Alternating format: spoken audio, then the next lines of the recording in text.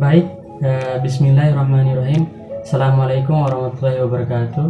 Selamat datang di video kami. Di sini saya akan mengenalkan tim mahasiswa bercerita.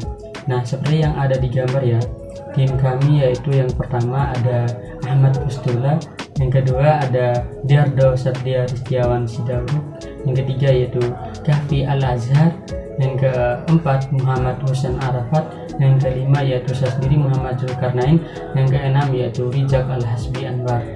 Nah, lalu siapkan dirimu untuk menyiapkan video ini baik-baik ya. Bismillahirrahmanirrahim. Assalamualaikum warahmatullahi wabarakatuh. Perkenalkan, nama saya adalah Muhammad Husain Arafat. Saya dari pendidikan dari Informatika dan Komputer angkatan 2020, satu prodi di Fakultas Keguruan Ilmu Pendidikan UNS. Nah, di sini saya izin menjelaskan terkait bisnis yang akan kami buat, yaitu adalah bisnis startup. Nah, di sini ini merupakan produk yang bernama mahasiswa bercerita.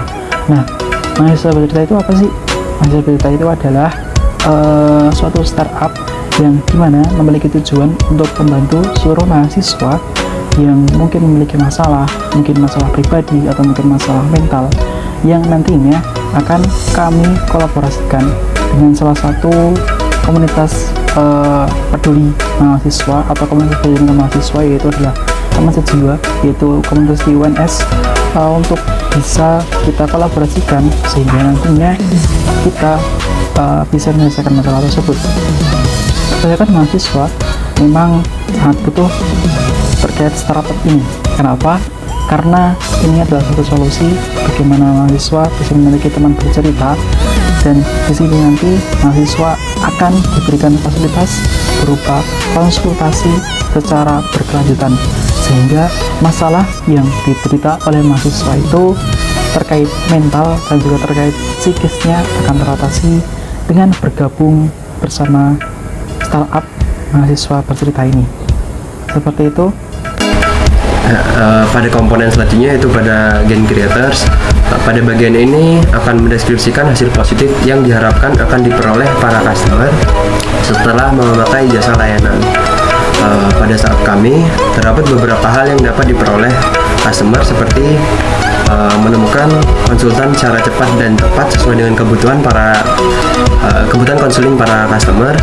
Yang kedua, menyediakan customer solusi atas permasalahan pribadinya. Yang ketiga, mempermudah para customer untuk menggunakan layanan konsultasi yang dengan cepat. Yang keempat, ada menggaransi kerahasiaan dari permasalahan para customer. Selanjutnya itu dapat dengan mudah menghubungkan customer dan juga konsultan.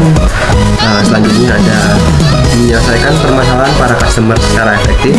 Dan yang terakhir, harga yang sesuai dengan target pasar kami. Harga yang dipatok juga sudah disesuaikan atau affordable dengan para kantong mahasiswa. Kemudian setelah membahas kelebihan pada startup kami, selanjutnya adalah membahas beberapa kekurangan yang berusaha kami perbaiki dan mungkin saja sering dialami beberapa startup yang sejenis. Beberapa kekurangannya diantaranya adalah satu, yaitu masalah tidak akan terselesaikan. Maksudnya setiap masalah yang dimiliki para klien kami tidak akan terjamin semuanya terselesaikan. Yang kedua adalah perasaan khawatir para klien akan masalahnya itu tersebar atau diketahui oleh orang lain. Yang ketiga adalah kerahasiaan masalah yang tidak terjamin.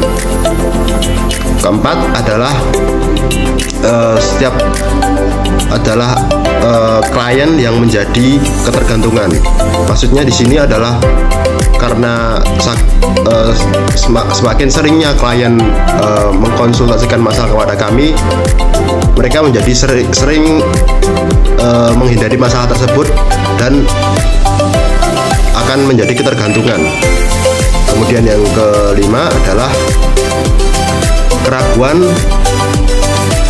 klien akan kami sebagai konsultan yang notabene adalah startup atau perusahaan rintisan yang baru berdiri. Jadi sebelumnya di sini adalah tentang personal problem solution atau solusi dari masalah gangguan mental mereka. Jadi ada berbagai masalah mental mahasiswa yang sering terjadi, antara lain adalah depresi, gangguan kecemasan, menyakiti diri sendiri atau insomnia, dan juga bagaimana cara mengatasi masalah yang dialami mahasiswa. Yaitu terkadang secara akademis bisa sangat berat untuk ditangani, sehingga sangat wajar bila merasa stres. Jika Anda mahasiswa yang merasa cemas atau stres, jangan menyimpan untuk diri sendiri. Bicaralah dengan seseorang, baik itu teman, anggota keluarga, atau dengan dosen kampus yang kita dekat dengan mereka. Akan selalu ada cara untuk membantu Anda merasa lebih baik dalam mengatasi masalah apapun. Dan cara untuk mengatasi masalah personal atau gangguan terhadap diri kita sendiri adalah melakukan aktivitas yang kita senangi. Dengan tetap aktivitas, contohnya seperti melakukan olahraga atau mengajak teman untuk beraktivitas yang lain seperti jalan-jalan atau sedikit melakukan hiburan. Mulailah untuk membuat daftar aktivitas, tidak peduli seberapa kecil aktivitas tersebut, misalnya sekedar merapikan kamar atau menulis tentang paragraf esai atau bahkan berolahraga. Apapun itu yang membuat diri kita meluangkan waktu untuk mengurangi rasa stres tersebut. Dan berikutnya adalah yang paling penting, yaitu istirahat yang cukup. Tetapkan pola tidur yang teratur. Pola tidur yang teratur lebih bermanfaat daripada menghabiskan waktu tidur lebih banyak. Jadi cobalah untuk tidur dan bangun pada waktu yang tetap setiap hari. Jika Anda kesulitan untuk menerapkannya, cobalah untuk mendengarkan sesuatu yang menenangkan pemikiran Anda atau pola pikir Anda. Dan apakah untuk melakukan penyelesaian masalah ini harus dibantu dengan orang tua? Itu tentu saja tidak. Kita bisa mengajak teman kita untuk mengatasi masalah personal kita, yaitu tetap menjaga komunikasi kita. Sangat penting bagi teman-teman kita, yaitu menjaga komunikasi tetap terbuka. Ini akan membantu kita merasa nyaman sehingga dapat membicarakan apapun tanpa takut untuk dihakimi. Jika kita memiliki teman yang dekat, kita dapat mengajak ngobrol atau melakukan komunikasi dengan mereka, menceritakan hal-hal kita, apa yang terjadi pada diri kita. Dan jika teman kita merasa cukup nyaman untuk mendengarkan cerita kita tanpa menghakimi, yaitu kita bisa mengurangi rasa stres maupun depresi kita selama di sekolah atau menjalankan aktivitas kita sehari-hari. Sebisa mungkin jangan batasi komunikasi hanya dengan virtual. Usahakan untuk bertemu langsung agar dapat membantu menyelesaikan masalah yang dialami oleh kita sendiri, yaitu mendorong untuk menerapkan gaya hidup sehat. Jadi pentingnya untuk melakukan istirahat yang cukup, untuk melakukan makan makanan yang cukup, dan melakukan aktivitas sehari-hari yang kita sukai lah, tidak berlebihan tapi yang tetap yang kita sukai, dan kita harus melakukannya secara teratur. Tidak saja kita melakukan hari ini tapi besok harinya kita tidak melakukan aktivitas yang kita sukai tersebut. Jadi untuk mengurangi rasa depresi, stres, atau memecahkan masalah yang lain dalam pemikiran kita. Hal ini akan membantu menstabilkan emosi kita dan juga pola berpikir kita setiap hari.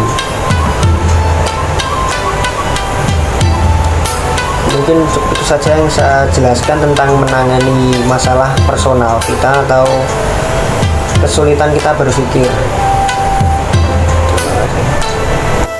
Oke, selanjutnya untuk mahasiswa bercerita ini diharapkan bisa menjadi teman cerita yang baik, pendengar yang baik bagi para customer, dan juga diharapkan dapat membantu mengatasi permasalahan yang diceritakan oleh para customer.